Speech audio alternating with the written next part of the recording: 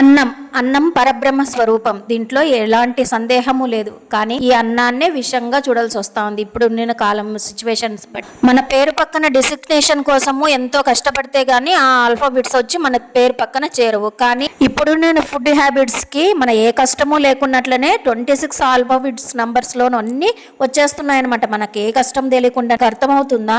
PCOD, PCOS, థెరాయిడ్, ఎన్నో ఇంకా నా నోరు కూడా తిరగటం లేదు. ఎందుకు వచ్చిన గొడవలేంటి, వదిలేండి. అలాంటివన్నీ రాకుండా ఉండాలంటే ఇలాంటి హెల్దీ ఫుడ్ చేసుకొని తినండి. మన పాత పద్ధతులకి వెళ్ళిపోదాం మనము. గోధుమ రవ్వ, దొడ్డు రవ్వ ఉంటది కదా, అది 1 గ్లాసు, పెసరపప్పు, పొట్టు పెసరపప్పు అయినా పర్వాలేదు, అది 1/2 గ్లాసు, ఈక్వల్ క్వాంటిటీ తీసుకున్నా ఓకే అనమాట. కొంచెం నానబెట్టేసుకొని మన తాలింపు గింజలు వేసుకొని, పచ్చిమిరపకాయలు ఎక్కువ వేసుకోకుండా మిరియాలు, జీలకర్ర దంచేసుకునేది వేసుకొని, చిన్నగా చాప్ చేసుకున్న క్యారెట్, గ్రీన్ పీస్, వెజిటేబుల్స్ అన్ని వేసుకోవచ్చు. నా వీడియో నచ్చినట్లయితే లైక్ చేయండి, ఛానల్ని సబ్స్క్రైబ్ చేసుకోండి.